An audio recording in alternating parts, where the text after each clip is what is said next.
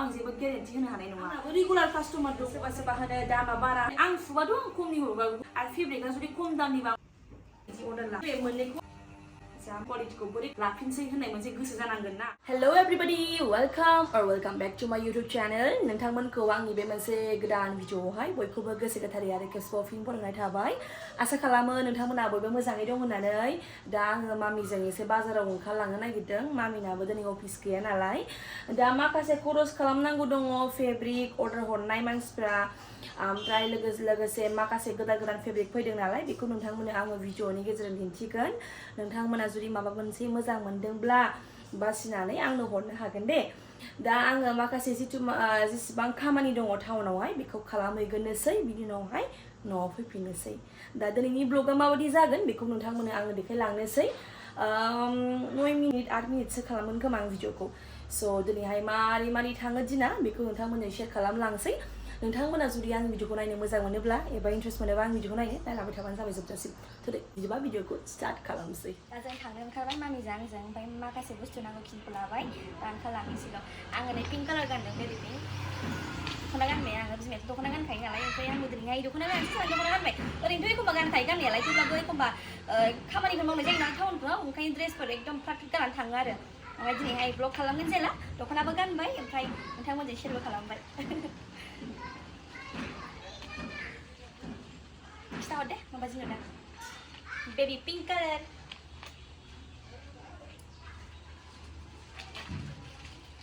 नै दा डेली मार्केटथिं हाबफैदोंमोन जोङो ओमफ्राय बाहाय ओरैहाय फुजा सोलिगासिनो दङ बिसोरनि कालेक्शन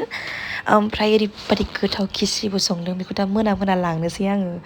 नायनानै थांखाबाय आङो ओमफ्राय बिमाजों आंजों एसे खुलुमस्रांबोबाय जिहेथु फुजा होदों नालाय बेखौथ' नायगार थांनो बोरैबा मोनोना ओंखायनो एसे माने ओरैहाय दुगैयोब्ला हाबबोगौमोन आरो ओमफ्राय ओरैनो बाहेरानिफ्रायल' खुलुमबोबाय आरो जोङो माजों आंजों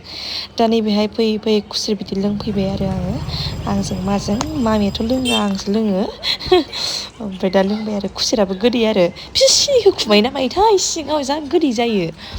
ना गोदैखाथाय दाबायदि बोथोरावहाय मिथिलाय लांला जायखिजाया गोदैमोन आरो गोथावमोन ओंखायनो लोंबाय आरो आं डेली मार्केट फैबाथाय बेखौनो लोंखायो आरो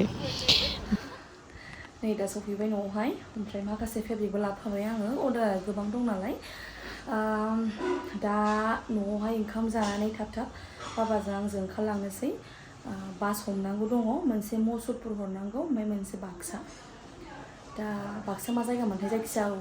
मोननै हरनांगौ गोजानावसो नालाय बासखौ एकदम हमनांसिगोन 3थानि सिगां आरो बुस्थुआबो रेडि जागासिनो दङ इमारजेन्सिसोमोन नालाय ओंखायनो दा बुस्थुआ जाखांनानै हजोंहायनो पेकिं खालामजोबनानै गारियावहाय हरनोसै आरोना दा थाब ओंखाम जाग्रोनोसै ओंखामाबो उखैबाय दा खयथा जाखोथाय टाइमा 1था बारबायमोन जायखिजाया 3थानि सिगां हमनानै हरनांगौ माबाफोरखौ जाखांनानै हैनोसै बिदिब्ला नै दा ओंख्रियाव दङ खांख्रिखला भाजा फाथोलायनो ओमफ्राय भिन्दि आलु भाजा नै दा ओंखाम जानोसै ओंखाम जाखांनायनि उनावहाय ओंखारलांफिननोसै ओमफ्राय ओंख्रियाव दङ आलु फ्राय ओमफ्राय फाथो ओमफ्राय नैबे खांख्रिखला ओमफ्राय आसार ओमफ्राय दालि ओमफ्राय बे मा मोनो बाबा भिन्दिजों आलुजों मिक्स ना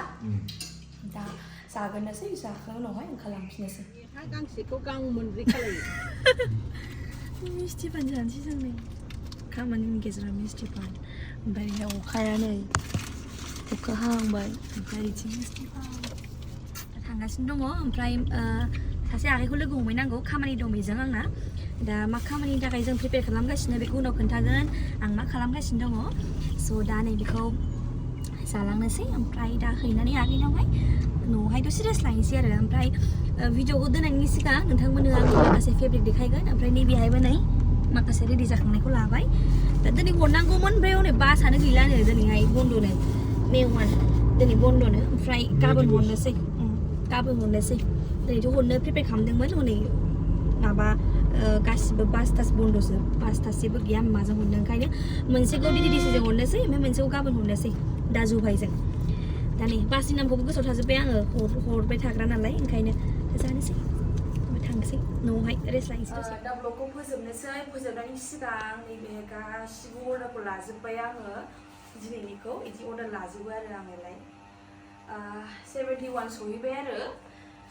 ओमफ्राय टटेल सानसेयावहाय 20-30 सो फैबाबो जथेस्थ' आरो बिराद मोजां 20-30 नङा 20-15 ता फैबाबो जथेस्थ' आरो मोजां जायो ओमफ्राय दा नैबे गोजा कालार दङ सोरबा फिडिंनि थाखाय नांगौब्ला मोनगोन दे गोजा कालार मिडियाम साइज 32 to 36 नि गेजेराव मोनगोन फिडिंनि दे गोजा साइज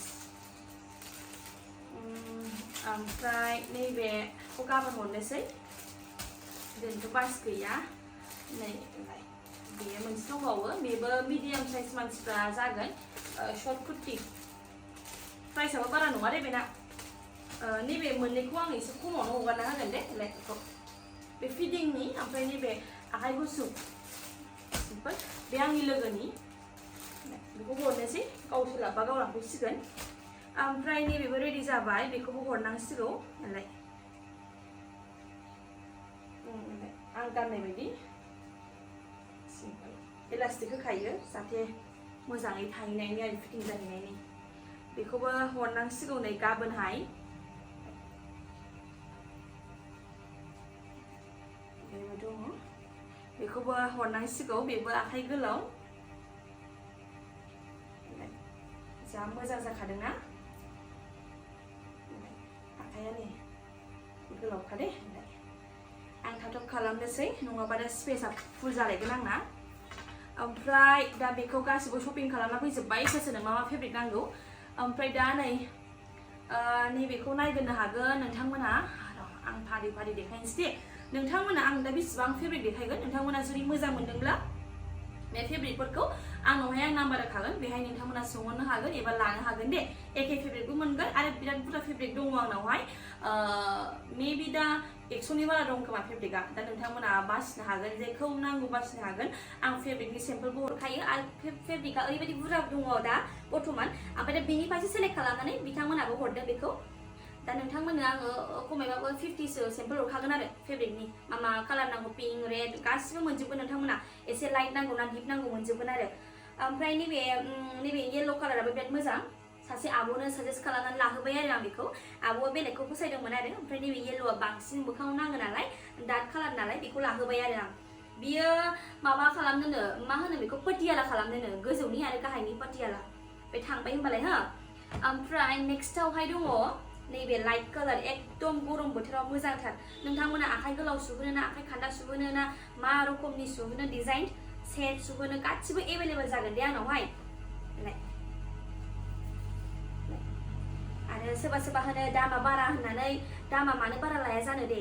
एसेथ' आंबो लानांगोन मानो होनबा फेब्रिकनि क्वालिटिखौ नोंथांमोना गानबानो मोनसिगोन फेब्रिकआथ' पियर कटनसो मिक्स नङा मिक्सबा खम लाजायो खिन्थु बेथ' पियर कटनसो ना बेखौ बोरै प्रिमियाम क्वालिटिखौ बोरै खम रेटआव हरनो दे ओंखायनो आंनि लानांगौ खिनिखौ आं लायो आरोना आङो ओंखायनो आं सुबाथ' आं खमनि हरगारगौ आरो फेब्रिकआ जुदि खम दामनिबा आं खमनि हरगारगौ खिन्थु गाननानैथ' फेब्रिकखौ मोजां मोननांगोन ना नोंथांमोना उनावहाय बारे फेब्रिकआ मोजां लाफिनसै होननाय मोनसे गोसो जानांगोन ना ओंखायनो आं मोजां फेब्रिकखौसो हरनाय जायो दे